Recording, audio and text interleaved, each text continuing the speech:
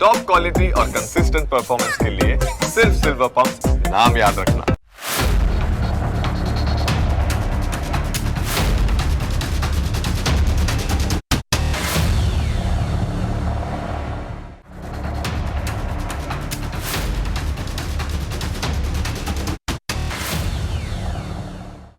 તમે વિચારો કે અત્યારે આપણે કેવા યુગમાં જીવીએ છીએ.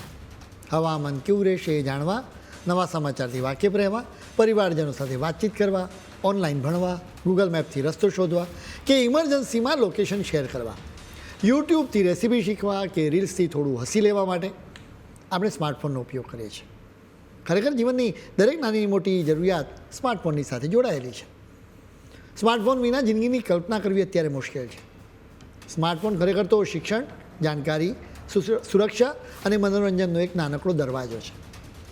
જો કે રાજસ્થાનની અનેક મહિલાઓ માટે આ નાનકડો દરવાજો બંધ થઈ જવાનો છે.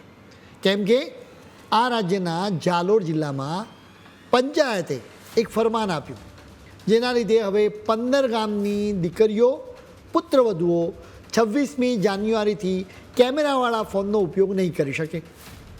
માત્ર તેમના માટે જ પ્રતિબંધ મૂકવામાં આવ્યો છે. તેમણે સ્માર્ટફોનની જગ્યાએ કીપેડવાળા ફોનનો જ ઉપયોગ કરવો પડશે. ગાજીપુર ગામમાં રવિવારે જાલોર જિલ્લાના ચૌધરી સમાજના સુંદા માતા પટ્ટીની બેઠક મળી હતી. આ જ બેઠકમાં સ્માર્ટફોનના ઉપયોગ પર પ્રતિબંધ મૂકવાનો નિર્ણય લેવામાં આવ્યો. સ્વાભાવિક રીતે પંચાયતના આ નિર્ણયનો વિરોધ થઈ રહ્યો છે. આ પ્રતિબંધ એકતરફી છે, સાથે જ એને સ્ત્રી વિરોધી પણ ગણાવવામાં આવી રહ્યો છે. આ પ્રતિબંધ બતાવે છે કે રાજસ્થાનના ગામડાઓમાં હજુ પણ પુરુષ પ્રધાન સમાજ છે. આ પ્રતિબંધ વાંધાજનક એટલા માટે છે કે મહિલાઓ માટેનો નિર્ણય પુરુષોએ કર્યો છે. કોઈ પણ સમાજને પોતાની રીતે નિર્ણય લેવાની પૂરેપૂરી છૂટ છે, પણ એની પાછળ કાંઈક લોજિક હોવું જોઈએ. એ નિર્ણય વ્યાજબી હોવો જોઈએ. નિર્ણય એવો હોવો જોઈએ કે જે આપણને 2050 સુધી લઈ જાય, નહીં કે 1925ના વર્ષમાં પાછા. હવે ચૌધરી સમાજે મહિલાઓ માટે શું વિચારીને પ્રતિબંધ લાદ્યો છે એ પણ જાણવું જરૂરી છે. આ સમાજ તરફથી ખુલાસો કરવામાં આવ્યો છે કે મહિલાઓને આ નિર્ણય લાગુ પડશે, પરંતુ બાળકોને ધ્યાનમાં રાખીને જ આ નિર્ણય લેવામાં આવ્યો છે. મહિલાઓને પાસે મોબાઈલ હોય તો બાળકો પણ એનો ઉપયોગ કરે છે. એનાથી બાળકોની આંખો ખરાબ થાય છે. દર્શક મિત્રો, આ લોજિક કેટલું વ્યાજબી છે એ તમે જ નક્કી કરો. બાળક તો તેના પિતાનો પણ ફોન જોઈ શકવાનો છે. વળી બાળકોને તો મોબાઈલ જોતા રોકવા હોય તો બીજા પણ ઉપાય અજમાવી શકાય.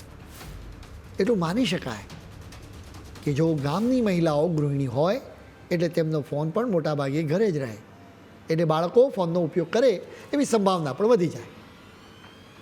કોરોનાની મહામારી પછીથી આપણા દેશમાં બાળકો ભણવા માટે પણ મોબાઈલનો ઉપયોગ કરે છે.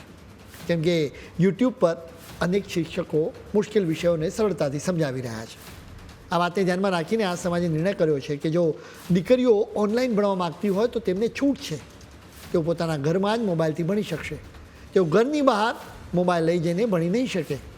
એટલું નહીં, દીકરીઓ અને પુત્રવધુઓ લગ્ન, સામાજિક કાર્યક્રમો અને પડોશીના ઘરે પણ મોબાઈલ ફોન નહીં લઈ જઈ શકે. આ નિયમ 15 ગામોમાં લાગુ પડશે. છોકરીઓ માટે મોબાઈલના ઉપયોગ પર પ્રતિબંધનો નિયમ નવો નથી. ભૂતકાળમાં પણ હરિયાણાના સોનીપત જિલ્લાના ઈસાઈપુર ખેડી ગામમાં પંચાયતે પણ છોકરીઓ માટે આકરા નિયમો બનાવ્યા હતા. પંચાયતે છોકરીઓ માટે જીન્સ પહેરવા અને મોબાઈલ ફોનના ઉપયોગ પર પ્રતિબંધ મૂક્યો હતો. આ ગામમાં અનેક છોકરીઓ તેમના પ્રેમીની સાથે ભાગી જવાને લીધે જ આ પ્રતિબંધ લાગુ કરવામાં આવ્યો હતો. આજથી લગભગ 10 વર્ષ પહેલાં બહુચરાજીના સૂરજ ગામમાં પણ છોકરીઓ માટે આકરો નિયમ લાગુ કરવામાં આવ્યો હતો. એ સમયે આ ગામમાં વ્યસન મુક્તિ અભિયાન માટે બેઠક યોજાઈ હતી. આ બેઠકમાં દારૂ ગાળનાર અને ગુટખા વેચનાર માટે દંડની જાહેરાત કરવામાં આવી હતી. એ આવકારદાયક પગલું છે, પરંતુ એમાં સાથે એક નિર્ણય લેવાયો કે ગામની કોઈ પણ કુંવારી દીકરી મોબાઈલ પર વાત કરતા ઝડપાશે તો તેને 2100 રૂપિયા દંડ કરવામાં આવશે. એટલું નહીં, છોકરીની પાસેથી ફોન મળે તો પણ તેને એટલો દંડ ફટકારવામાં આવશે. આવી ઘોષણા કરવામાં આવી હતી. સ્વાભાવિક રીતે એને લઈને વિવાદ પણ થયો. માત્ર છોકરીઓ માટે મોબાઈલના ઉપયોગ પર પ્રતિબંધ મૂકવો એ ઉકેલ નથી. એનાથી છોકરીઓનો દુનિયાની સાથે સંપર્ક કપાઈ જાય. કેમ કે આજના સમયે મોબાઈલ એ માત્ર વાતચીત કરવાનું સાધન નથી, એ શિક્ષણનો દરવાજો પણ છે, જાણકારીનો ખજાનો છે. છોકરીઓ માટે પ્રતિબંધના લીધે તેઓ સમાજથી અલગ થલગ થઈ શકે છે. અત્યારે આખી દુનિયા ડિજિટલ થઈ રહી છે, ત્યારે એનાથી છોકરીઓને અલગ રાખવી એ વ્યાજબી પગલું નથી. મોબાઈલ ફોનની દુનિયા જટિલ અને બંધારી છે, જ્યાં એક તરફ મોબાઈલની લત અત્યારની ગંભીર સમસ્યા બની ચૂકી છે, જેનાથી બાળકો અને યુવાનોની ઊંઘ, અભ્યાસ અને માનસિક આરોગ્ય પર અસરો થઈ રહી છે. તો બીજી તરફ આપણા દેશમાં કેટલાક ગામડાઓમાં મહિલાઓ માટે સ્માર્ટફોનના ઉપયોગ પર પ્રતિબંધ મૂકવામાં આવે છે.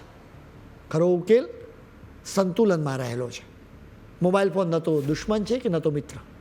આપણે એનો જવાબદારીથી ઉપયોગ કરવાની ખૂબ જરૂર છે. બાળકોમાં સમજ કેળવવાની જરૂર છે કે મોબાઈલનો કેવી રીતે ઉપયોગ કરવો.